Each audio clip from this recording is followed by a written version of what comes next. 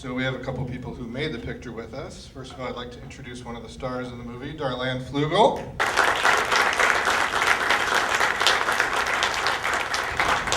And the director of the film, Peter Hyams.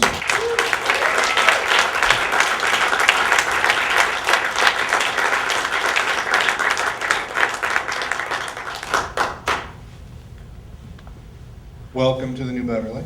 Thank you. I feel like we should be singing, yeah. Nice. I like this. So I'd kind of like to get the conversation started at the beginning. How did this project originate? Was it an offer to you? Is it something you developed? I had made a film right before this at MGM called 2010, which was, so they wanted me to stay. And this was a script about two elderly New York policemen who retire. And I said, well, I'd like to make it about two young cops in Chicago who don't retire. And they went, okay. And they had a whole list of people that they wanted for the film. And I said I wanted Billy Crystal. And you could hear the thud. And you could just see the little tips of their Gucci loafers sticking out from their desks. Because Billy had only done Saturday Night Live and a film called Rabbit Test, which I think he would rather people not see. And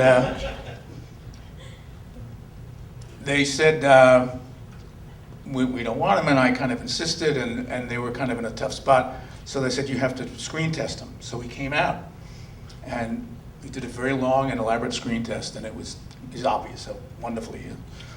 And then they said, who do you want for the other guy? And I said, Gregory Hines. Thought, and someone who should remain nameless said, well, the part's not written for a black guy. I said, well, he's not playing a black guy. And they said, what's he playing? I said, he's playing a guy. And then I had seen To Live and Die in LA, and like anybody who saw that movie, I had a mad crush on Darlanne as both an actor and as this wonderful looking, real looking person. And I was familiar with Chicago, having lived and worked there before.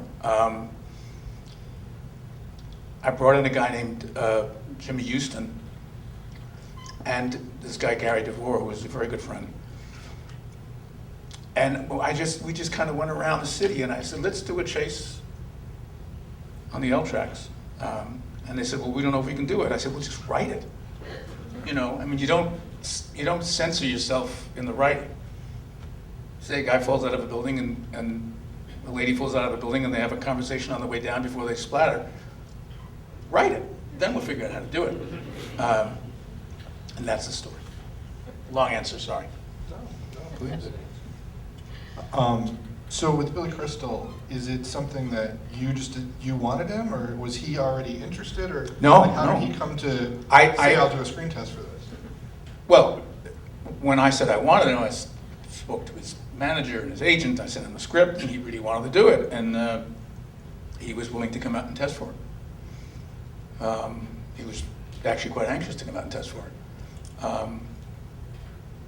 And then I said to him, don't shave.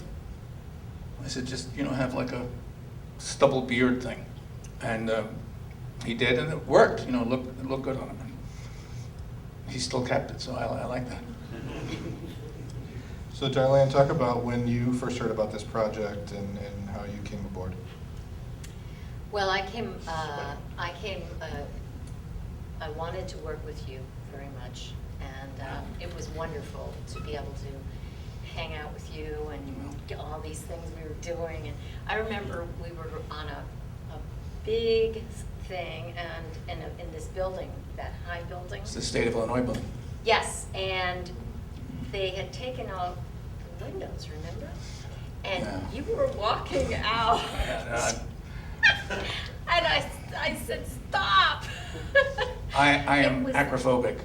Yeah, I am. yeah. I'm scared of to screw in a light bulb. So I always wind up doing sequences involving height because it scares me. And I figure if it scares me, it's going to scare other people. And we couldn't get anybody to do that stunt of rappelling down the thing, and we got the window washer. He did it. Swear to God. The window He washer. did, Yeah. So he did. he got his SAG card. And it was in the winter, you know, he comes like. It was the coldest December in the history of Chicago, a city not known for its tropical Decembers. And we had, our camera system was taken by paramedics for hypothermia. We had 4 people taken away, and then we had almost every piece of equipment that cannot freeze froze, including things with oil froze. It was just cold as shit there. I don't know what to say. It was terrible, but it was the best group of people. I mean, Darlanne and Billy and Gregory, what you really did was just let them play, you know. There's an enormous amount of stuff that was invented by Billy and Greg. Enormous amounts. And with Billy, because he's so fertile, you could say, I need something here. And he'd come and give you a line, you go, no. And he'd come back and give you another one. I remember there's a scene where about 4 or 5 guys have guns and he breaks in. And there was nothing written. And I said, Billy, you got to say something when you get in there. And he tried 2 or 3 things. And funny walked in, he said, did I come at a bad time? You know, and that is just, it's Billy. You know. He's just wonderful. Now, okay, some of that was very spontaneous. How did the chemistry between Billy Crystal and Gregory Hyams? They adored each other. They adored each other. Oh, they were great. They didn't know each other Yeah. prior to this, right? No, I got them to spend time together. And as the film went on, they just adored each other. I mean, Billy is perhaps my single closest friend in the world now. But during the making of that film, I kind of pulled back and let it was them against me, and it was the way it should be, and it was wonderful.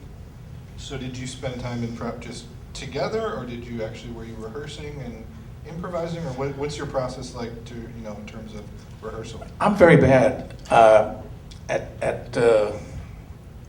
come from the theater, my family was involved in the theater, and I always wanted to be a grown-up and sit around a table and with rich chairs and scripts and do table readings and do all that stuff that grown-ups do. And I don't know how to do it. So my idea of rehearsing is you know, the couple days before shooting to go over just a scene or two. But otherwise, I don't know how you rehearse, because to me a film is, it's so related to where you are. How do you say, jump, I don't want to jump, you know, an elevator? How do you do that? Unless you're there and you can see this crazy fucking building. How else can you do it? So I always felt very ashamed that I couldn't do it. And then I was watching Inside the Actor Studio with that pompous man. And the dyed beard. And he was interviewing Sidney Pollack. And, Sidney, besides being one of the better directors we ever had, was this wonderful guy, and he was a bit of a mentor to me. And he was asked, how do you rehearse? And Sidney said, you know, I've always wanted to be able to rehearse. I don't know how to rehearse. I just can't do that. I don't know how. And I remember going, phew, you know, it was like, okay, it's all right not to do it. So I think you have to rehearse on the set, there, do it, and you get to know each other. Listen, directing actors is casting. The better the actor, what are you gonna tell them? You can tell Billy to be funny. You can tell Darlanne how to act. I know what to do. When I came in, I was so, you know, there were all these, you had bobbleheads, you Yeah. know, all the stuff. And so I just was so angry when I came in, you know, because he was gonna, you know, take away everything. And so I started throwing these things at him, the little bobbleheads, you know, with the little things going. And all these kind of funny things that just show up. You know, it just kind of is very, you know, when you're really excited and you know, you take the risk. And you did. I know I broke a couple of those. Sorry about that. That's all right. But you know, it's things like that that come right in. Directing is creating an atmosphere where people feel brave and they take chances. And the saddest days, the worst days you ever have in making a film is the day you kind of stagger back to your hotel or your house having shot what you expected. Those are horrible days. So what you want to do is create a corridor for accidents, and talented, fertile people will come up with wonderful accidents. My theory is, if I'm the smartest person on the film, I'm fucked. So you want people infinitely smarter than you are, and you want people who are myopic. You want people who are tunnel visioned. You want a production designer who's kind of pissed off that people are walking in front of his sets. You know, there's an old actor joke about a guy gets a one-day part in The Godfather. He's playing a doorman, and someone says, "What are you doing?" He says, "I'm in this movie. It's called The Godfather." Really, what's it about? It's about this doorman. That's what you want. You want everybody, and all you do is just create a place and make people feel good-looking and smart and talented and cared for, and they'll come up with the rest. You know, I write for a living, so you start out with a blank screen and you create a character. It was blank before you got there. You made it, totally. The instant you cast it, it's not yours. It's the actor's, and it doesn't belong to you. There's nothing more pleasurable than to watch talented people do things you didn't expect. Now, Darlanne, as an actor coming into that environment, is that scary in a good way, or is it just completely freeing, or how do you feel?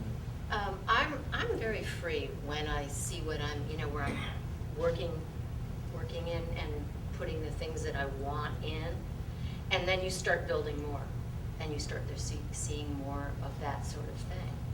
So you have to create as you're working, taking the pieces that you want and you need, and it just comes out like that, and in seconds. And so that's how I like to get the work in, and then I look at I'm never afraid, never afraid when I'm working. Also, in this film, Darlanne had one of the least eccentric roles. So when you have Billy and you have Gregory, you have very big, very eccentric, flashy people doing very big, very eccentric, very flashy things. So if she's not interesting, it's going to die, because it's only whatever texture she has in her that comes out, because she doesn't do the stuff that those people do. So that's what you need, interesting people. And right away in the film, you see Darlanne has a relationship with them. You could feel it just without the dialogue, you know, the history that they all have and the affection that you have for Billy, even though there's a lot more going on there. And so what was that like with you, with them, with that improvisation and all that going on? You know, it just felt like we're buds. We're here, and you were wonderful to let us go with it. And that's really important. Thinking about when you're starting your thing, you kind of go into the this could work, and this could work, and that could work. But then suddenly it all changes because you have another idea, which is even better. So that's what I want to teach, because I've been teaching at UCF, and I was teaching there for quite a while. And I really love to teach, the students and everything, and they have to know everything. They have to know about the cameras. They have to know everything. So I really enjoy that too.